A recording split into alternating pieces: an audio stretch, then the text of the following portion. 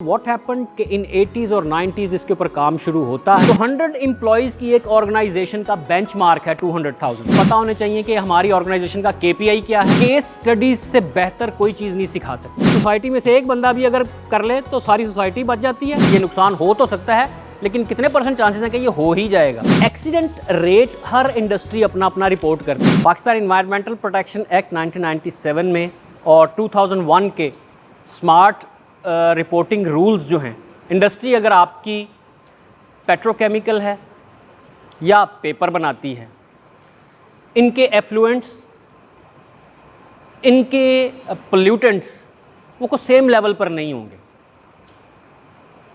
कुछ के ज़्यादा होते हैं, कुछ के कम होते हैं। ठीक है, कुछ कॉन्टिन्यूज़ और बड़े ज़्यादा वॉल्यूमेट्रिक फ्लो रेट के साथ हवा में छोड़ रहे हैं और पानी में भेज रहे हैं।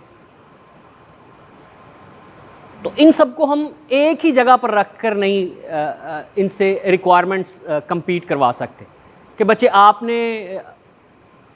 एक रिफाइनरी चला रहे हो, रिफाइनरी से जो ऑयल या स्पेंट ऑयल या गैसेस या हाइड्रोकार्बन्स निकल रहे हैं,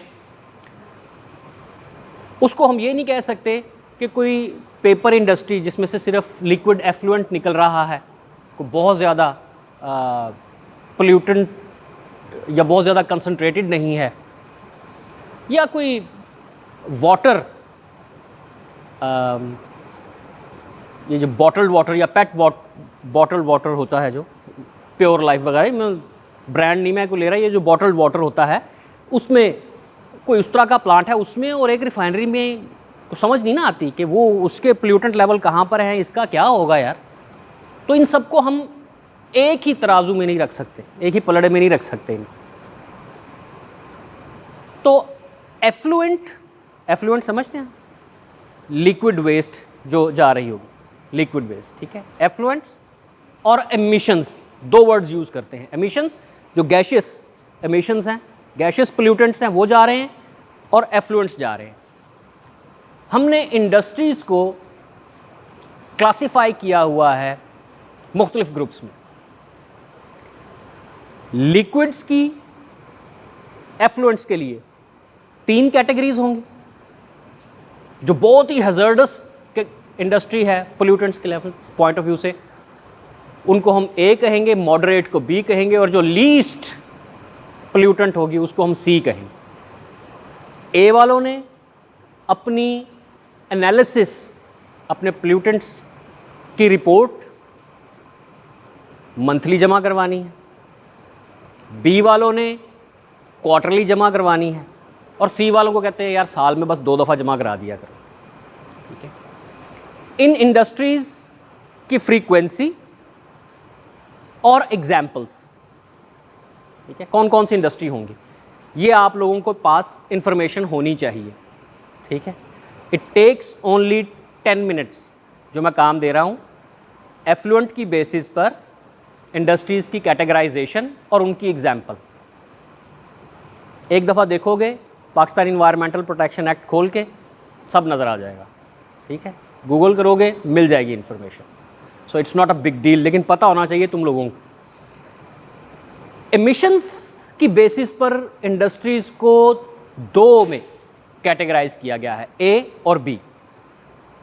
ठीक है, उनकी फ्रीक्वेंसी कि उन्होंने कब कब रिपोर्ट सबमिट करवानी है, अपने एनालिसिस कब कब जमा करवाने हैं EPA को, एनवायरमेंटल प्रोटेक्शन एजेंसी को, क्या फ्रीक्वेंसी है और उनकी एग्जाम्पल्स क्या क्या हैं।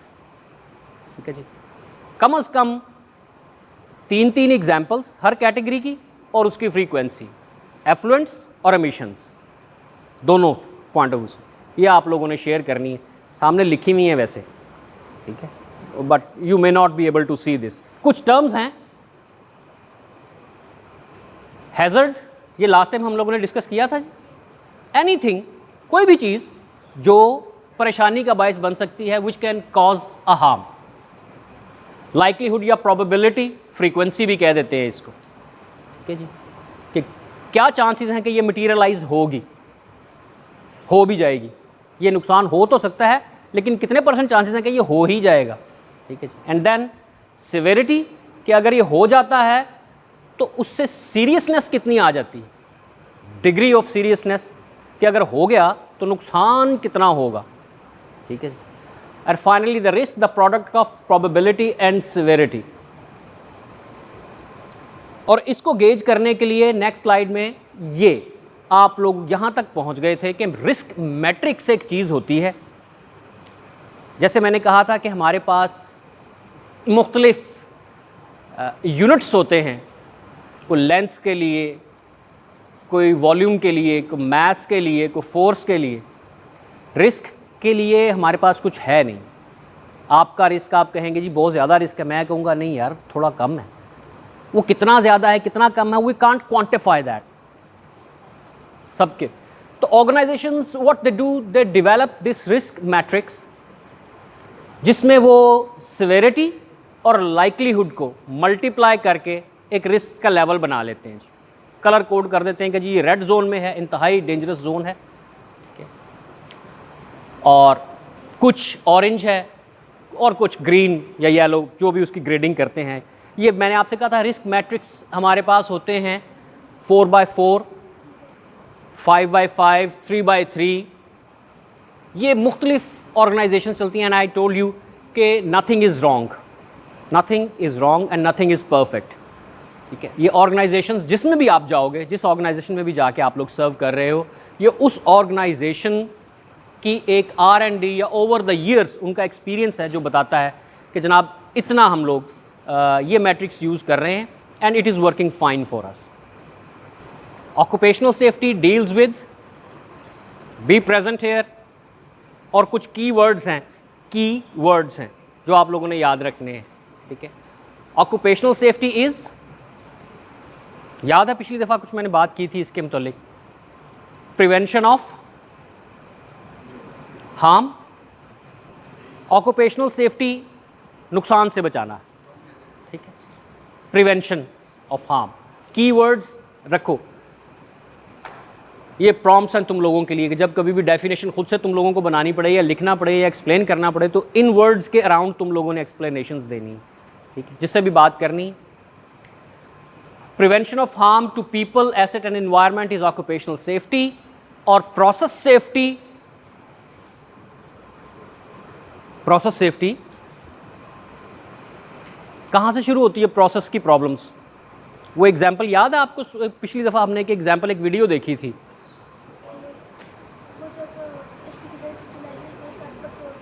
एक्सीलेंट एक्सीलेंट एक्सीलेंट, एक वो एग्जाम्पल थी। लेकिन ये प्रॉब्लम होती कब है स्टार्ट? प्रोसेस की। प्रोसेस मैंने कहा था कहाँ होना चाहिए आपका? आपकी प्रोसेस वेसल्स में, प्रोसेस इक्विपमेंट में, प्रोसेस मशीनरी में, पंप्स के अंदर हो, टैंक्स के अंदर हो, पाइप्स के अंदर हो, वेसल्स के अंदर हो, इनके अंदर चलता रहे। यही प्रोसेस है, यही तुम लोग पढ़ रहे हो, यही डिज़ाइन करना है तुम लोगों ने, इसी को मैनेज करना है, ठीक है, इंडस्ट्री में जाके। लेकिन अगर ये उसमें से बाहर आ जाए, अगर ये उसमें से बाहर आ जाए, प्रॉब्लम तब स्टार्ट होती है। इसे हम कहते हैं loss of primary containment. Loss of primary containment, LOPC।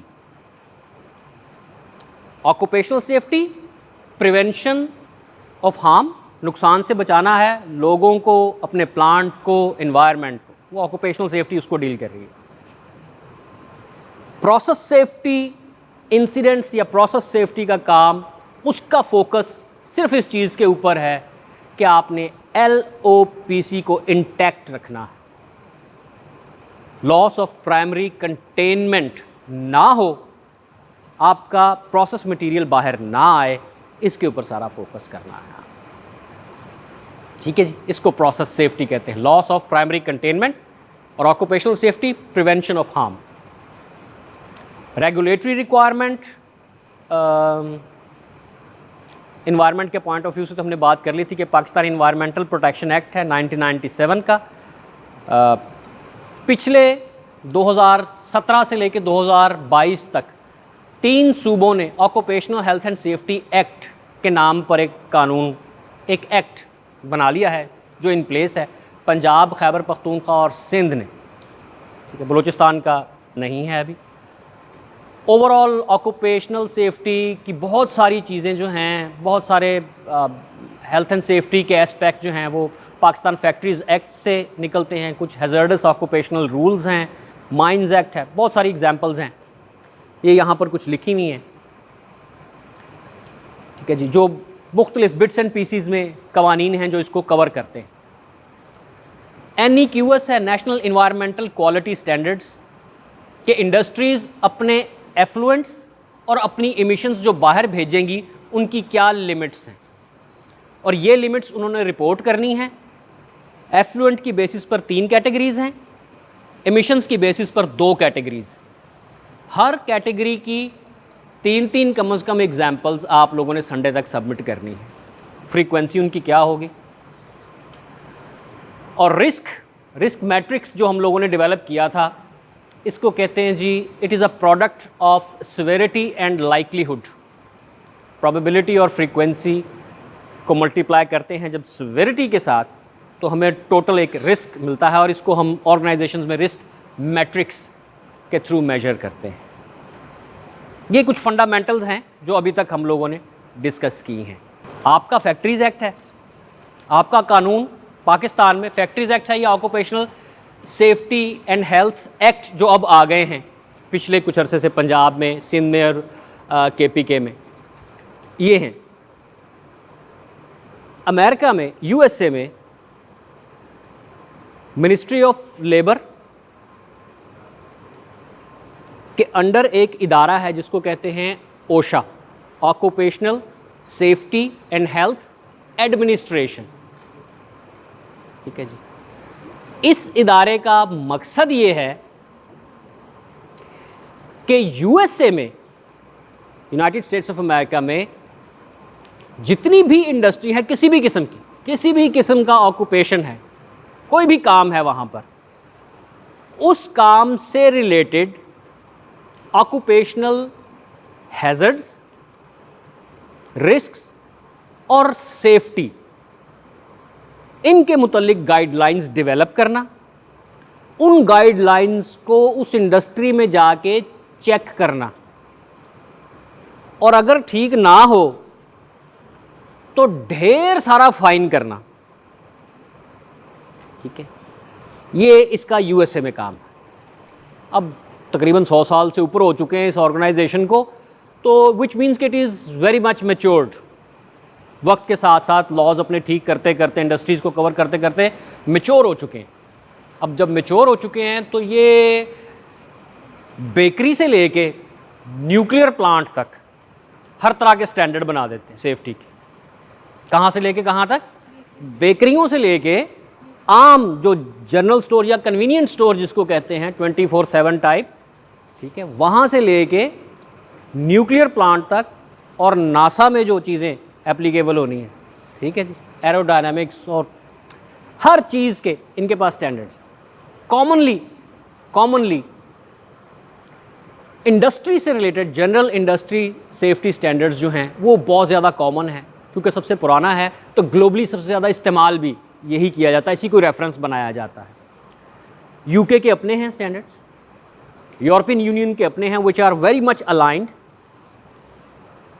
और बाकी जापानीज़ हैं, सिंगापुर के बड़े फेमस हैं, ऑस्ट्रेलियन हैं, लेकिन mainly all of these have some reference to OSHA। तो मदर डॉक्यूमेंट जो है, जो स्टैंडर्ड है, वो यहीं से ही स्टार्ट होता है, इसी की कुछ मिलती जुलती फॉर्म बाकी सब ने अडॉप्ट की होती है। तो पाकिस्तान में जो occupational safety and health act है, या फायर प्रोटेक्शन का कुछ कोड्स डेवलप हो रहे हैं, बन रहे हैं, या पाकिस्तान इंजीनियरिंग काउंसिल काम कर रही है कंस्ट्रक्शन सेफ्टी कोड के ऊपर, ये सारे OSHA से ही इंस्पायर्ड है। तो occupational safety and health administration है जी।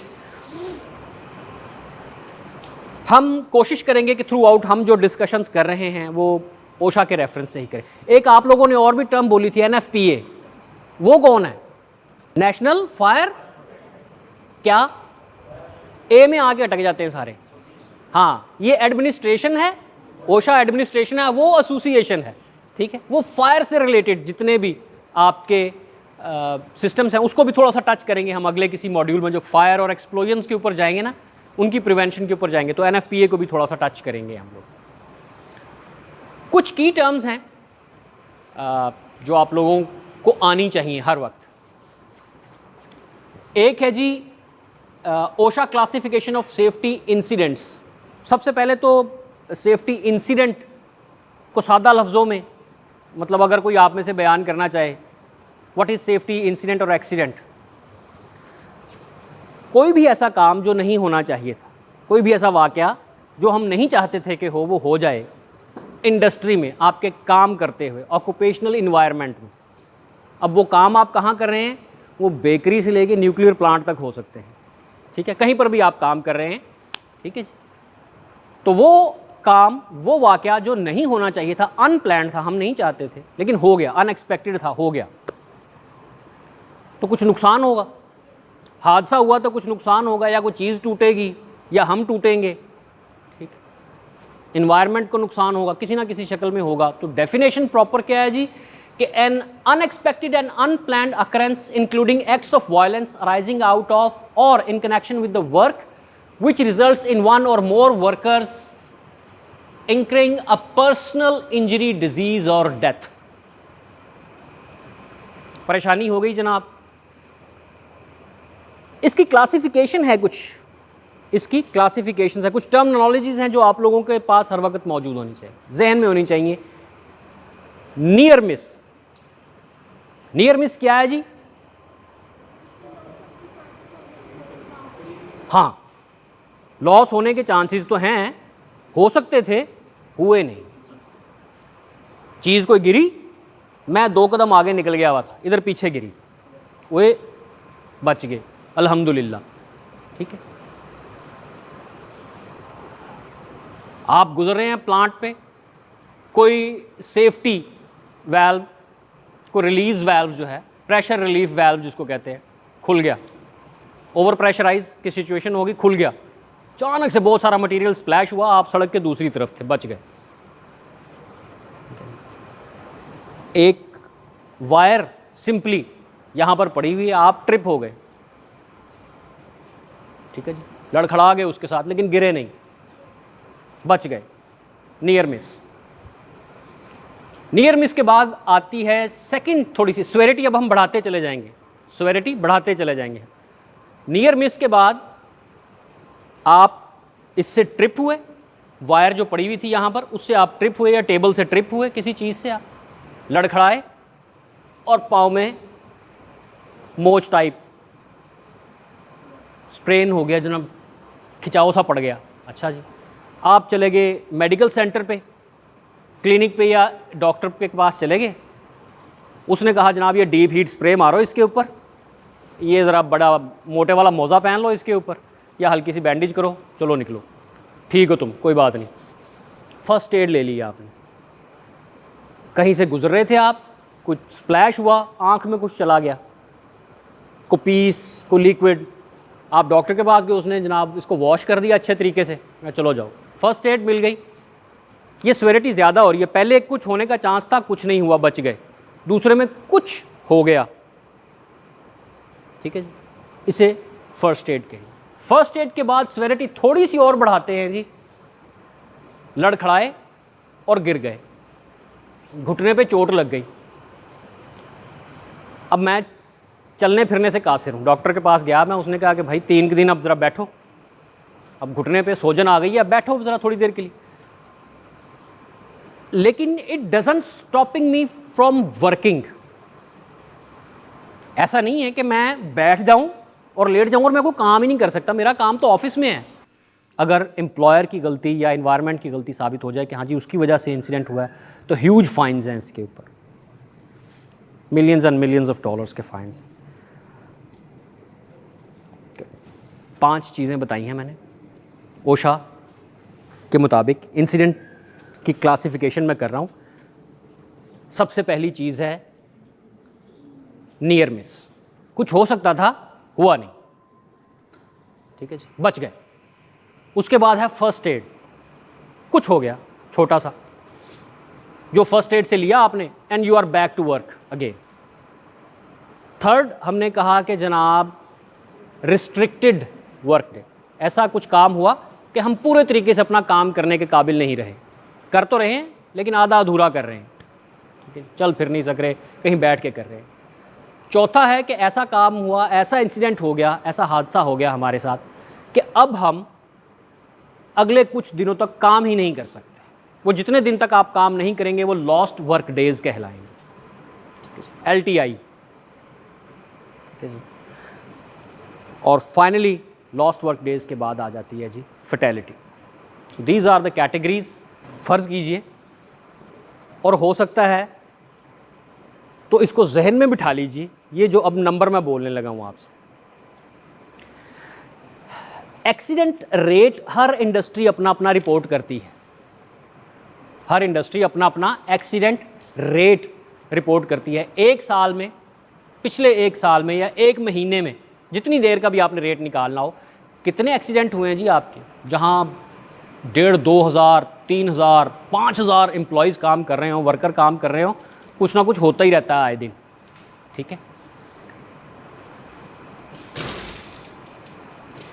नंबर ऑफ इंसिडेंट्स उस पीरियड में, पिछले एक महीने में, मैं कहूँ जी कि अप्रैल के लिए काशिफ केमिकल इंडस्ट्रीज़, जिसमें 1500 के करीब एम्प्लॉयज़ हैं, उसमें 3 एक्सीडेंट हुए हैं। एक रिस्ट्रिक्टेड वर्क डे था, एक फर्स्ट एड था और एक लॉस्ट वर्क डे इंसिडेंट था।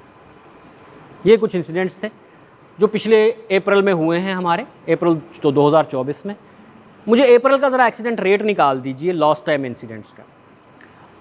आप नंबर ऑफ एक्सीडेंट्स को मल्टीप्लाई करेंगे 200,000 से, 2 लाख से।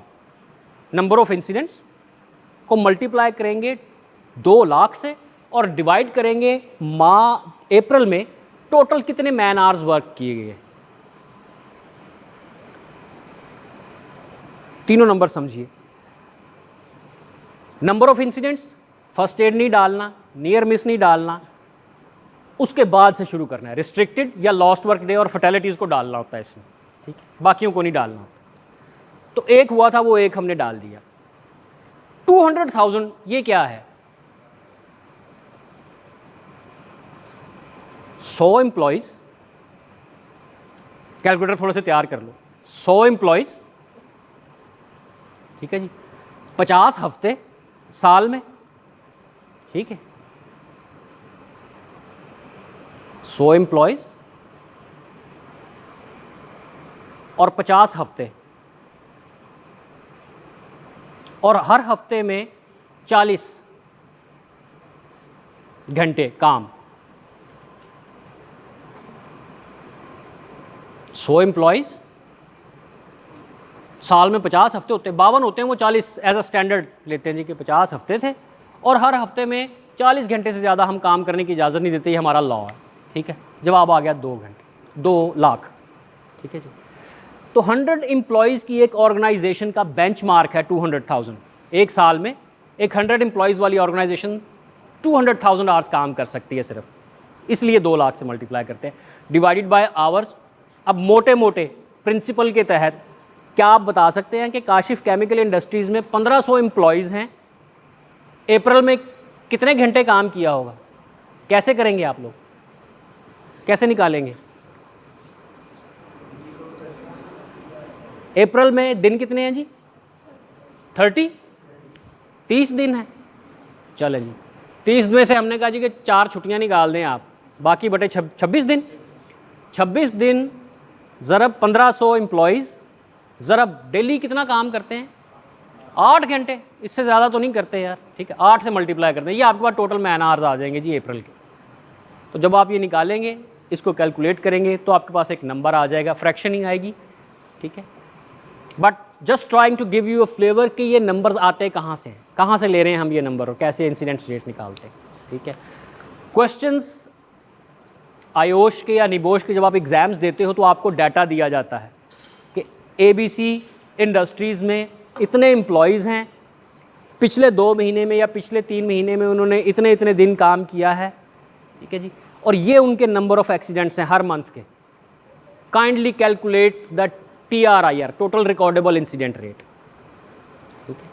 तो इंसिडेंट रेट आप कैसे निकालेंगे कि फर्स्ट एड्स को उसमें से निकाल देंगे, ठीक है, नियर मिसिस को निकाल देंगे और बाकी सब number of incidents multiplied by 200,000 divided by total man hours, ये आपका जवाब आ जाएगा।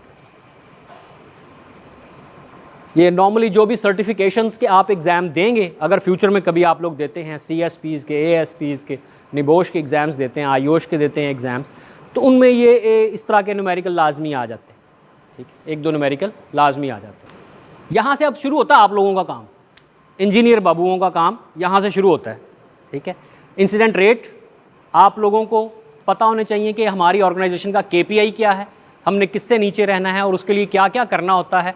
उसमें से पहला स्टेप है जी risk management, fundamental most important, और एक ही काम है। टेक्निक्स डिफरेंट होंगी, वो हम पढ़ेंगे आते वक्त कुछ मॉड्यूल्स में कि कैसे हम कर सकते हैं ये रिस्क असेसमेंट्स।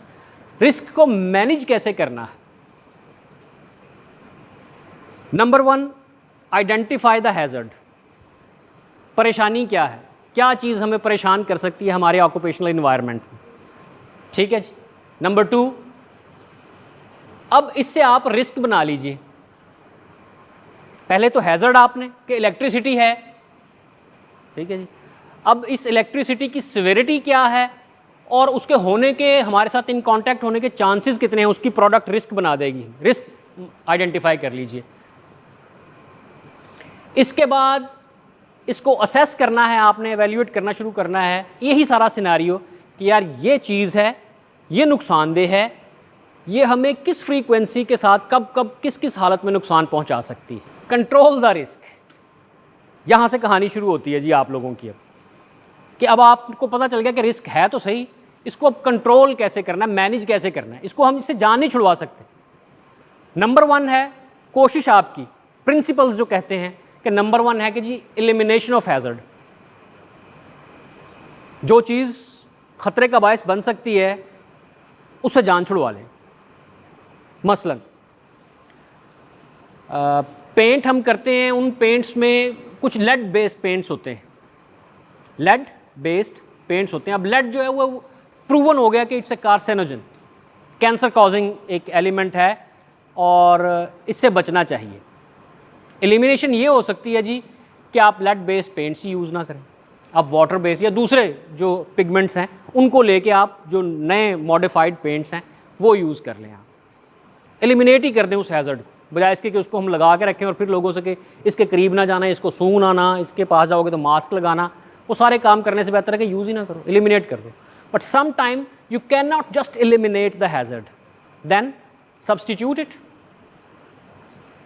सब्सटीट्यूट कर दीजिए उसको। जैसे मैंने कहा कि अगर पेंट को हम लेस हैजर्डस के साथ सब्सटीट्यूट कर सकते हैं, कि पहले तो हमने सोचा कि जनाब ये लेड बेस्ड पेंट जो है इससे ही जान छुड़वा ली जाए, ठीक है, ये करें ही ना हम, ये काम ही ना हो, कोई और तरीका कर लें। फिर पता चला नहीं पेंट करना ज़रूरी है, तो सब्सटीट्यूट कर लो, इस हैजर्डस को निकाल दो, को लेस हैजर्डस ले लो, इससे किसी और कैटेगरी में ले लो जिसमें लेड शामिल ना हो। ये भी नहीं कर सकते तो फिर हम लगाते हैं जी इंजीनियरिंग कंट्रोल्स। इंजीनियरिंग कंट्रोल्स जिसमें किसी मशीन्स, मैकेनाइज या ऑटोमेशन के थ्रू आप लोग कॉन्टीन्यूसली अपने रिस्क को कम करने की कोशिश कर रहे होते हैं। एग्जाम्पल्स अभी लेते हैं। Then we have administrative controls and finally we have the personal protective equipments. ये 5 हैं जी। और अगर इन्हीं चीज़ों को आप डॉक्यूमेंट कर लेते हैं, इस पूरे प्रोसेस को, रिस्क को आइडेंटिफाई, हैजर्ड को आइडेंटिफाई किया, रिस्क कैलकुलेट किया, मेथड कौन सा लगाया है, प्रिंसिपल कौन सा लगाया है, सब्स्टिट्यूट किया है, एलिमिनेट किया है, इंजीनियरिंग कंट्रोल है, क्या कंट्रोल आप मेजर आपने वहाँ पर लिया है, और इन्हीं सब स्टेप्स को अगर आप डॉक्यूमेंट कर लेते हैं, स्टेप वाइज लिख लेते हैं किसी जगह पर, ठीक है, तो ये आपका रिस्क मैनेजमेंट सिस्टम बन जाता है। ISO मैनेजमेंट सिस्टम्स आपके बनना शुरू हो जाते हैं, और इसी को आप ऑडिट करते हैं, रिव्यू करते हैं, मॉनिटर करते हैं, तो ये आपका पूरे का पूरा मैनेजमेंट सिस्टम तैयार हो जाता है। सिंपल एग्जाम्पल देखते हैं, एग्जाम्पल के साथ इसको सॉर्ट आउट करते हैं जी। A noisy equipment in your lab used 3 to 4 times a year is posing a hearing loss threat to people inside. Lab है हमारी जिसमें कोई एक दो इक्विपमेंट हैं जो बहुत ही शोर मचाते हैं भाई। नॉइज़ का कोई यूनिट होता है? इन नॉइज़ इंटेंसिटी का कोई यूनिट है क्या? डेसिबल्स होता है। स्टैंडर्ड पता है क्या है? NEQS, national environmental quality standards. Threshold क्या है इसकी? 65 dB। 65 dB से ऊपर जो है वो नहीं होना चाहिए आपका नॉइज़। आपके ऑक्यूपेशनल इन्वायरमेंट में 65 dB से कम होना चाहिए हमेशा। 65 तक हो तो 8 घंटे आप वहाँ पर काम कर सकते हैं। 65 से ऊपर हो तो फिर आपको अपनी वो कोशिशें शुरू कर देनी है जो अभी हमने 5-6 स्टेप्स देखे हैं। Similar piece of equipment is available in another lab as well. Suggest few practical solutions, how would you counter the risk. अच्छा, हायरार्की क्या थी? उसको जो अभी हमने 5 स्टेप्स बोले थे उसको कहते हैं hierarchy of controls. Important term है, चाहो तो लिख लेना कहीं पर। Hierarchy of controls: elimination, substitution, engineering controls, administrative controls and finally personal protective equipment.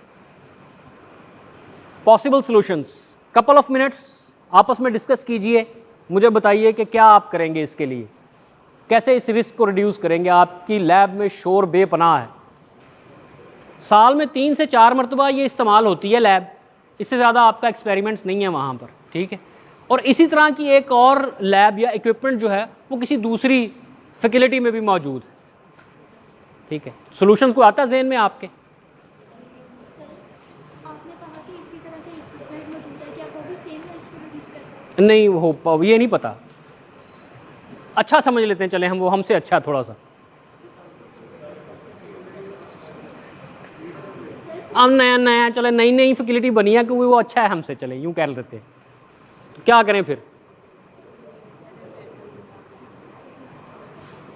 पहला सब्स्टिट्यूशन। एलिमिनेशन के ऊपर तो सोचो, पहले एलिमिनेट ही कर दें यार इसको, इसके जान ही छुड़ा लो इससे, नहीं छूट सकती जान। प्रिंसिपल अप्लाई किया हमने कि एलिमिनेट करने इससे जान छुड़वा लें यार, ये प्रैक्टिकल है ना हो, ये सब्जेक्ट ही ख़त्म हो जाए, कुछ हो जाए, हमें ये इसका इम्तिहान ही ना देना पड़े, ये प्रैक्टिकली ना करना पड़े। ऐसा कुछ नहीं हो सकता जनाब, एलिमिनेट आप नहीं कर सकते। अब क्या करेंगे जी? अब आप दूसरा स्टेप आ जाता है सब्स्टिट्यूट। क्या सब्स्टिट्यूशन कुछ हो सकती है? कुछ सोल्यूशन बन सकता है? अरेंजमेंट हो सकती है? कैसे यार? कोई इतनी साइंस तो नहीं है इसमें कि तुम लोग सोच में ही पड़ गए हो। हाँ, सर जिस पर्पज़ के लिए हम इस इक्विपमेंट को यूज़ कर रहे हैं, अगर मतलब इसमें कॉस्ट में मैटर करेगी, अगर कोई ऐसा इक्विपमेंट अवेलेबल है जो मतलब इससे ज़्यादा चीप हो बट हमारा पर्पज़ पूरा हो, तो हम उससे सब्स्टिट्यूट करें यार। भाई ये आपका इक्विपमेंट ही क्रशर है यार, समझ लो, जैसे जॉ क्रशर वगैरह कोई होते हैं ना, तुम लोगों के होंगे किसी में। अब वो बेपनाह शोर कर रहा है यार, तबाही फिरी पड़ी है, वो 1965 का लगा हुआ है वो, ठीक है। अब एलिमिनेट तो नहीं कर सकते, एक्सपेरिमेंट तो करना है, वो सब्जेक्ट भी पढ़ना है वो वाला। सब्स्टिट्यूशन क्या है कि इसको चेंज करो यार, कोई अच्छे वाला ले लो। चलें, उसके फंड्स नहीं हैं एज यूजुअल, फंड्स नहीं है यार उसके, सब्स्टिट्यूट भी नहीं हो सकता। अब क्या करोगे? इंजीनियरिंग कंट्रोल्स, वो क्या है जी? अब थोड़ा सा इंजीनियर बनो, थोड़ा सा, ज़्यादा नहीं बनना अभी, थोड़ा सा इंजीनियर बनो और सोचो कि नॉइज़ क्या है। It's basically vibration. वाइब्रेशन कहाँ से आ रही है? कोई चीज़ हिलेगी तो वाइब्रेट करेगी तो नॉइज़ होगा ना। अब क्या क्या हिल सकता है? उसकी फाउंडेशन ढीली हो सकती है, उसके कवर ढीले हो सकते हैं, उसके जो मूविंग पार्ट्स हैं वो ल्यूब्रिकेटेड नहीं हैं, कोई बुशेस डलने वाली हैं, नट टाइट होने वाले हैं कुछ, ठीक, वो करके देख लो भाई, हथियार पकड़ लो और उसको ज़रा सेट करके देख लो, हो सकता है उससे कम हो जाए। इंजीनियरिंग कंट्रोल्स लगाएं उसके ऊपर। एक बहुत अच्छा इंजीनियरिंग कंट्रोल होता है नॉइज़ मफलर्स या नॉइज़ बैरियर्स। उसको इनक्लोज कर दें किसी ऐसे बैरियर के अंदर जिसके बाहर नॉइज़ उतना ना आए, आप लोगों को इफेक्ट ना करे, अंदर जो मर्जी होता रहे। लेकिन first of all noise is basically vibration. उन वाइब्रेशंस को ख़त्म करना है आपने, तो जितने पार्ट्स को आप टाइट कर देंगे, क्लोजली फिट कर देंगे, ठीक हो जाएगा। नहीं होता। नेक्स्ट है जी एडमिनिस्ट्रेटिव कंट्रोल। अब आपने अपना मैनेजेरियल स्किल वहाँ पर लड़ानी है कि अब क्या करें जनाब। अब आप वो काम कर सकते हैं कि हमसायों के साथ जिनके पास है इक्विपमेंट वही वाला और अच्छी हालत में उन्होंने नया लगाया था हमसे, ठीक है, तो 3-4 मरतबा इस्तेमाल होना, अपना शेड्यूल हम इस तरीके से अरेंज करें कि भाई हमें जब जिन दिनों में आपने इस्तेमाल करना है हम कुछ और कर लेंगे और जिन दिनों आप कुछ और कर रहे हैं हम ये इस्तेमाल कर लेंगे, वो अरेंजमेंट कर लेंगे। इसको कहते हैं एडमिनिस्ट्रेटिव कंट्रोल। या एडमिनिस्ट्रेटिव कंट्रोल ये भी होता है ऑर्गेनाइजेशंस में शिफ्ट रोटेशन, एक्सपोजर को कम कर देते हैं हम हैज़र्ड के साथ कि भाई 8 बंदों का ग्रुप है, 8 स्टूडेंट्स का ग्रुप है जो एक ही वक्त में वो प्रैक्टिकल कर रहा होता है। हम ये एडवाइस कर देते हैं जनाब कि एडमिनिस्ट्रेटिवली ज़रूरी नहीं कि 8 के 8 को ही वो शोर बर्दाश्त करना पड़े, सिर्फ 2 रुक जाओ वहाँ पर, ठीक है, जब ये ऑपरेशन ख़त्म हो जाए तब बाकी के आ जाओ, या एक रुक जाए वहाँ पर सिर्फ इसको देख ले, बाकी जब ये ख़त्म हो जाए, साइकिल जब ख़त्म हो जाए इसका मशीन का, तब आके वो रीडिंग वगैरह ले ले, सीविंग वगैरह बाद में मिल के कर लो तुम लोग। ये एडमिनिस्ट्रेटिव कंट्रोल, ये मैनेजमेंट सिर्फ जो है कि बंदे इधर उधर करना, किसी दूसरी जगह पर चले जाना या कम एक्सपोजर कर देना, ये है एडमिनिस्ट्रेटिव कंट्रोल। और फाइनली लीस्ट डिज़ायर्ड होता है कि आप ख़तरे के मुतल्लिक कुछ नहीं कर सके, आप अपने आप को बचा लें थोड़ा सा। Personal protective equipments, helmet, hard hats जो पहने होते हैं, ईयर मफ्स, इस केस में ईयर मफ्स या ईयर प्लग्स आप लोग ले लेंगे कि आपके कानों को कम से कम ड्रम्स को, वो ईयर ड्रम्स को नुकसान ना पहुंचे, ठीक है जी। अब इंडस्ट्री में पहले चार के ऊपर हायरार्की ऑफ कंट्रोल में elimination, substitution, engineering controls, administrative controls, PPs, पहले 4 के ऊपर लोगों का फोकस बड़ा कम होता है, उस तरफ सोचते ही नहीं है, सारा जोर इस पे ही होता है तुमने गॉगल्स नहीं पहनी हुई, सेफ्टी शूज़ क्यों नहीं पहने हुए, ये क्यों नहीं पहना हुआ जनाब, ईयर मफ्स पहनो, ईयर प्लग्स लगाओ। बट ट्राई टू अंडरस्टैंड कि ये सारी इन चीज़ों तक नौबत आनी ही नहीं चाहिए थी। वो ऊपर पहले 4 स्टेप्स जो हैं पहले उनको तो पूरा करें, but sometimes it's not that easy. तो यही सारा कुछ मैनेज जो करना होता है, इसी को रिस्क मैनेजमेंट कहते हैं कि रिस्क आइडेंटिफाई कीजिए, हायरार्की ऑफ कंट्रोल में से क्या प्रिंसिपल लगा के उसको आप रिड्यूस कर रहे हैं, और फाइनली क्या क्या अरेंजमेंट्स आपने वहाँ पर की हुई हैं। पर्सनल प्रोटेक्टिव इक्विपमेंट याद रखिएगा, लीस्ट डिज़ायर्ड है, सबसे एंड में आता है। बेटा आप लोग ये पढ़ सकते हो टेक्स्ट, लास्ट में दोनों बेटियाँ बैठी हुई, नहीं पढ़ा जा रहा, मैं कोशिश करूँगा आके, पढ़ा जा रहा है, आप दोनों से क्यों नहीं पढ़ा जा रहा? अच्छा तो नहीं यार, आई साइड नहीं वीक, वाकई नहीं पढ़ा जा रहा, इतनी दूर आके मेरे से भी नहीं पढ़ा जा रहा। चलो बोलो भाई, ऊंची, सबको आवाज़ जाए। Saturday 10 December 2005, Tank 912 at the Hertfordshire Oil Storage Limited (HOSL), part of the Buncefield Oil Storage Department, was filling with petrol. The tank had 2 forms of level storage. Control. Depot was filling control. A gauge that enabled the employees to monitor the filling operation, and an independent high-level switch, which was meant to close down operations automatically. If the tank was overfilled, the first gauge stuck and the IHLS was inoperable. There was therefore no means to alert the control room staff, and the tank was filling to dangerous levels. Eventually, large quantities of petrol overflowed from the top of the tank. A vapor cloud formed, which ignited, causing a massive explosion and a fire that lasted 5 days. 5:51 पे 11 दिसंबर 2005 बंसफील्ड एक oil storage depot है। यहाँ पर refinery से line आती है direct, ठीक है जी, पाइपलाइन आती है जिससे ये टैंक्स फिल होते हैं, और इन टैंक्स से फिर बाउज़र्स और टैंकर्स जो हैं वो लेके आगे जाते हैं पेट्रोल सिटी के करीब, तो सिटी के आउटस्कर्ट्स में है ये। सो रात को वहाँ से फिलिंग स्टार्ट हुई है रिफाइनरी से, टैंक ने भरना शुरू किया जी। गेज जो 2 तरीके थे, एक कंट्रोल रूम में उनको बता रहा था कि जी लेवल इतना हो गया, 10% हो गया, 20% हो गया, वो भी नहीं काम कर रहा, और जो लोकल स्विच था, लोकल स्विच आपको पता रहे अरेंजमेंट टैंक के एक नीचे से और ऊपर से, 2 कनेक्शंस लेके एक पाइप लगा दिया जाता है और उसमें लेवल चल रहा होता है ऊपर, वो आप देख लेते हैं लेवल कितना चल रहा है जी। वो भी स्टक था, नीचे वाले में कुछ फंस गया या ऊपर वाले में कुछ फंस गया तो लेवल, लिक्विड वहाँ नहीं जा पा रहा, लेवल नहीं दे रहा वो। अब आप अंधे हैं, यू आर ब्लाइंड, टैंक कितना भर रहा है कितना नहीं भर रहा। एक्सपीरियंस काम आ सकता है यहाँ पर कि ऑपरेटर्स जो हैं उनको पता हो कि यार ये 3 घंटे के बाद ये नॉर्मली भर जाता होता है ये वाला टैंक, ठीक। अब सुबह 5:51 दिसंबर की रात, कंट्रोल रूम में आप बैठे हो गर्म हो के, नींद हल्की फुल्की आ ही जाती है, तो समहाउ इट वाज ओवरलुक्ड और ये फिल होता रहा, ओवरफिल हुआ। ये आपने वो जो वीडियो देखी है, ये वो फ्यूम्स हैं जब वो ओवरफिल होके अपनी डाइक में गया। डाइक समझते हैं आप लोग? अच्छा, ये टैंक है, समझ लो ये टैंक है, टेबल, ठीक है। उसके इर्द गिर्द ये बंद बनाया होता है, जैसे नीचे गहरी ज़मीन है और ये एक बंद बनाया हुआ है इसके चारों तरफ, ठीक है। इसको कहते हैं सेकेंडरी कंटेनमेंट या डाइक।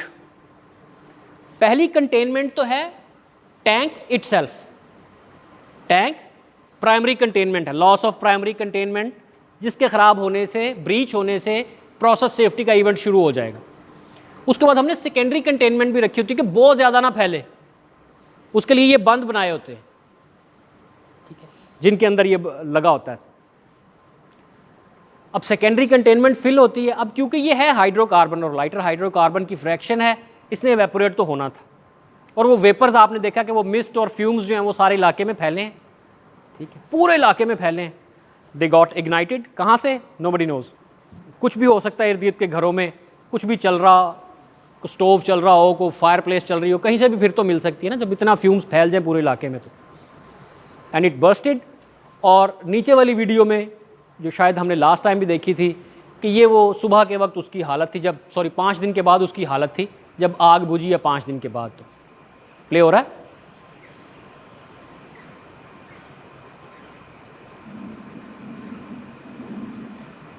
ये सारे के सारे बड़े बड़े स्टोरेज टैंक्स थे जो इस हालत में है इस वक्त।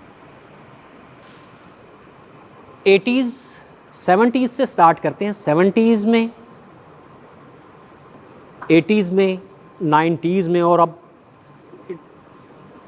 2000 में, ये पिछले 30-40 साल में कुछ ऐसे इंडस्ट्रियल डिज़ास्टर्स हुए हैं, ऐसे इंडस्ट्रियल डिज़ास्टर्स हुए हैं, ठीक है, क्या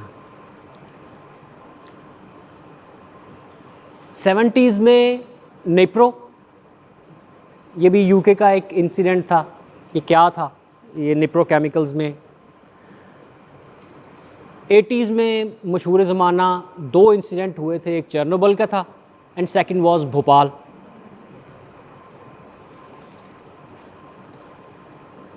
अभी हंड्रेड्स एंड हंड्रेड्स ऑफ फर्टिलिटीज़ की बात कर रहा हूँ मैं। ये इंडस्ट्रियल एक्सीडेंट्स नहीं है बेटा, near miss, restricted day, lost work day नहीं है, ये फर्टिलिटीज़ भी नहीं है, ये मल्टीपल फर्टिलिटीज़ हैं बाय अ सिंगल इंसिडेंट। एक इंसिडेंट हुआ है और dozens and dozens and hundreds of people died.